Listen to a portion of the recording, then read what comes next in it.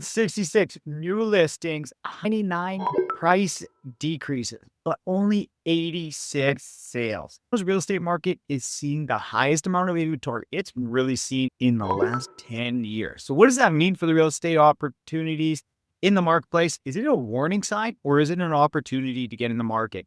We're going to break down this week in Kelowna's Real Estate Weekly. So stay tuned. Looking at investing, buying, or selling, doing anything in the real estate market, Kelowna Real Estate Weekly is your weekly video you're going to want to watch. Hey everybody, it's Mark Coombs with Selling Kelowna Real Estate Group, and we're helping buyers buy and sell right now in today's market. It's quite a busy market, contrary to what you might be reading and seeing in the marketplace. We are seeing 86 sales in the market, so things are moving, and we're going to break it down. Now it's just this last week, so we're going to break it down, see what's selling and what's not selling. And if this is your first time watching this segment that we're putting on here, we're also going to break down not only the hot sheet, what we're looking at, active listings in the market, homes coming off the market in the last week, what's happening in them, that. We're also going to look at industry headlines. We're looking at what the real estate market's doing globally.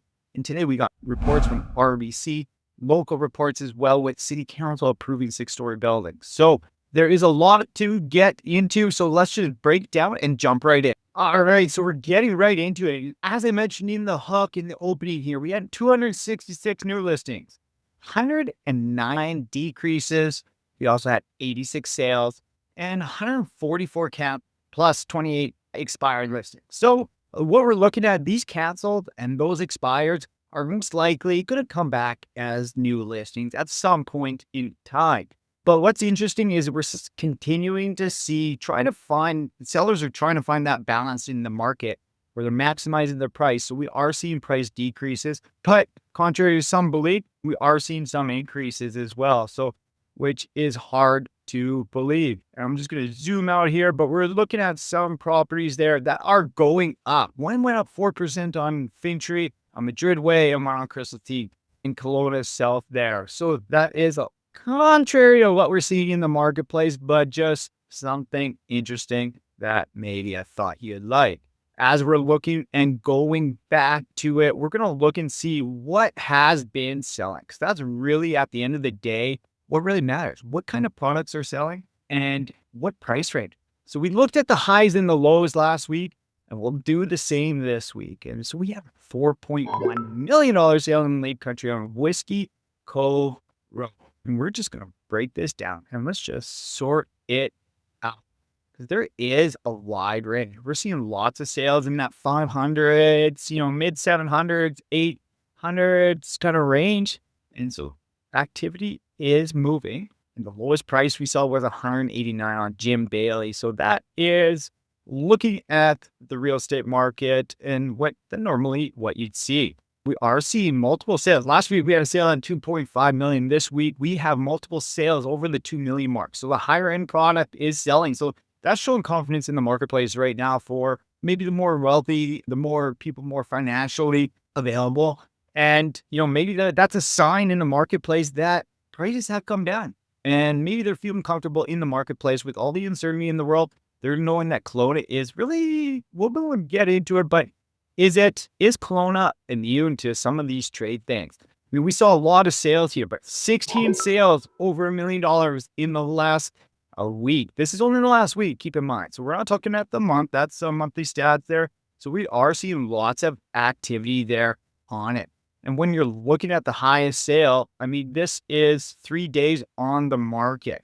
0.8 acre lot on Whiskey Cove Road at $4.1 million. Pretty solid build, pretty solid home, waterfront community. So just showing that the right product is willing to sell at the right price. I mean, look at this house, substantially. I mean, look at that kitchen. Or done on this. I don't know how they did that one, but look out that window there, though. This window here, what a view. So that's the selling part on it. But people are coming to cash, right? Selling it in 3 days. Not a whole lot of time for due diligence on that. Things are moving fast if it's priced right and the right product. Just to show, looking at other products in the high price points, let's have 3.2 million essentially sold in 28 days at 2.875. So there's opportunities out there if you're willing to look for them, and people are willing to negotiate, right? Here, this one, here's another thing about negotiation. This one came down 250,000 on Kensington. Originally listed at 2.849, and sold within 67 days. So that's a standard market. 60 days is kind of our average market right now for days on market. This one on Kelowna was priced a little bit more aggressively and sold in 20 days at 2.2 million. All right. So it's just because it's listed high, don't be afraid to make offers. Don't be afraid to offend people, because people are willing to accept things if it's the right product. Sarson's here. It took some time, 164 days, 2.25, dropped 50 grand, then ended up selling for another 150,000 off of that. So those are just what we're looking at the real estate market. And this one on Coral Beach Road, Lake Country, 400 grand under ask. So, hey, sometimes it's worth a shot. In this market is worth fishing in it. The good properties will sell.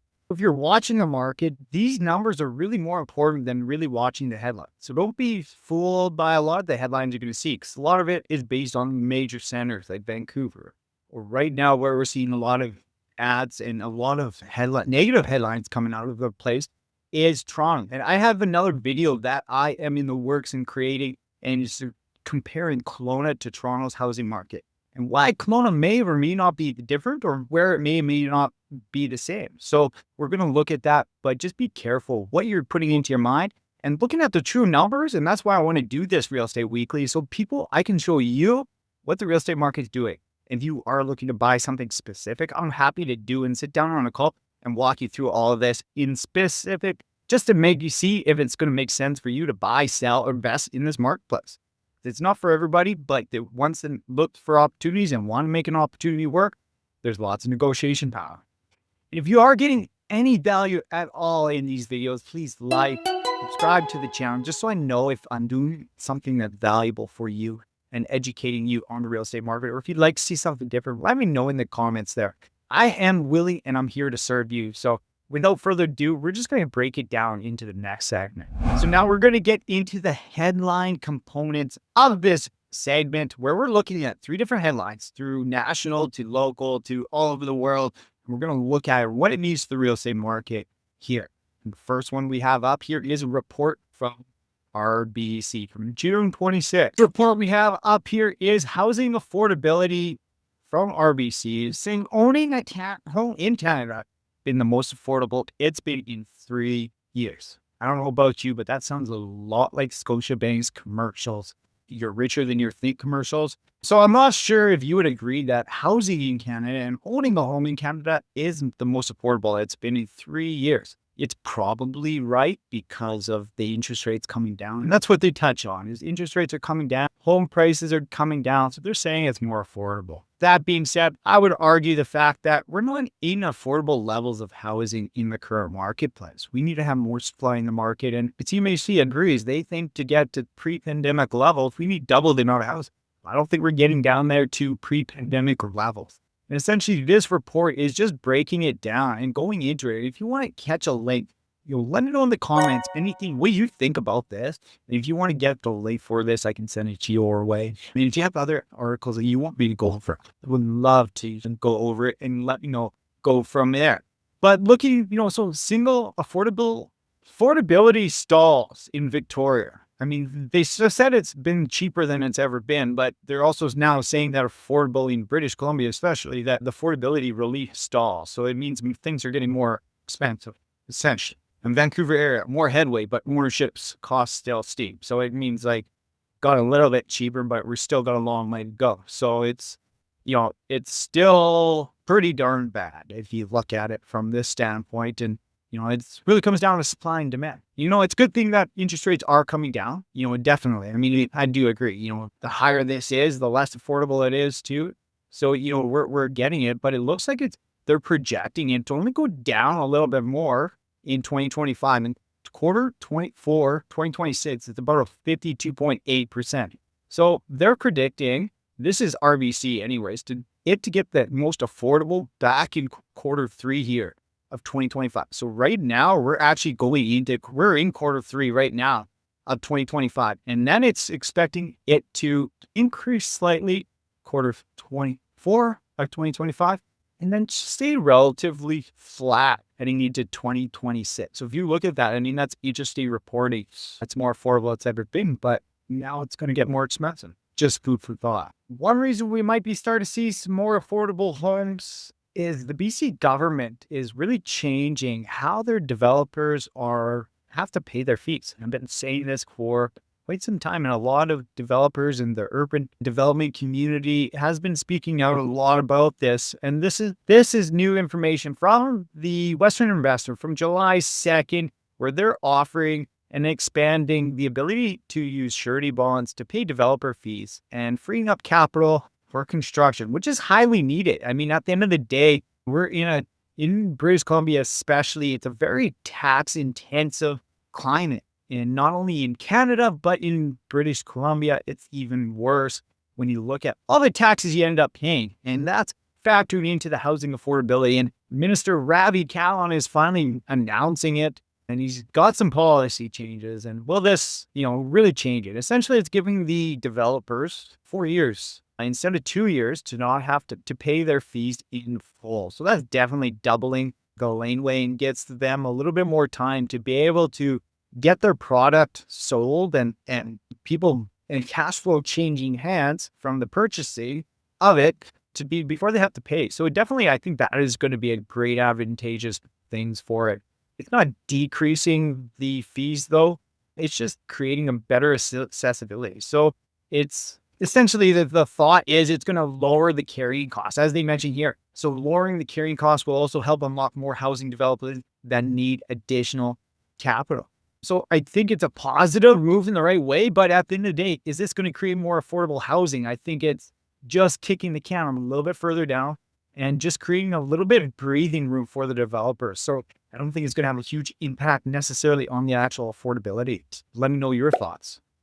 I don't know if I like this, agree with it. I think it's a positive change, but I don't think it's going to be enough to really move it. And for the final headline, we're looking at the local market here in Kelowna, where the city of Kelowna's council just approved 8-1 for this zoning on Lakeshore Road to go ahead. This is a 45-unit apartment, and it was approved 8-1 as previously mentioned. So this is really going to be a 6-story apartment building right near Gyro Beach. But there was a little bit of pushback. Ron Cannon was against it, from the only city councilor against it, citing traffic concerns on it. I mean, the Lakeshore Road is one of the most desirable neighborhoods. And as you can see there in the image there, that's the old properties that will be developed and put into a 6-story building. But it is meeting. So let me know your thoughts on this, because definitely if you live in the area, it's going to be a tough sell. If you look at the location though, this is an ideal place for a development. Just being, it's definitely a Lakeshore Road recreation corridor. So you get a lot of people biking and going through on it. So adding the 45 units, I understand Ron Cannon's ability there, but I'm also of the belief we're needing more supply in this to create more housing in. This is a nice location where it is close to the beach and close walkability. There's a lot of positives that are going to come out with it. Something like this in this. And why it's causing a little bit of concern is there's a 20-unit apartment that was voted against just south of this site. So it's just, it really depends. Let me know your thoughts, especially if you live in the neighborhood. Do you agree with this move by council to allow it or not? My personal thoughts are, I think it's probably a good idea, but should we be focused? Like, are we putting the cart before the horse? Like, should we be approving some of these bigger projects before we have fixes like infrastructure and roads and transit systems set up around it? Kelowna, I'm sorry, but it's not really going to ever be a transit city where you can rely on transit getting around without needing a car. So that is the one concern I do have. This is on a corridor though, where there's lots of biking accessibility, great walkability in the Pandosy neighborhoods and everything. So this is, personally, I do support council's decision on this. I do think we need the more supply. I think this is a great location for somebody as a home buyer or somebody living. This is one of the most ideal locations to really live in. So let's offer more opportunities in these locations for them. Those are my thoughts, but let me know your thoughts. This is placeholder media that you'll see if you add a layout to an empty scene. You can go ahead and delete it.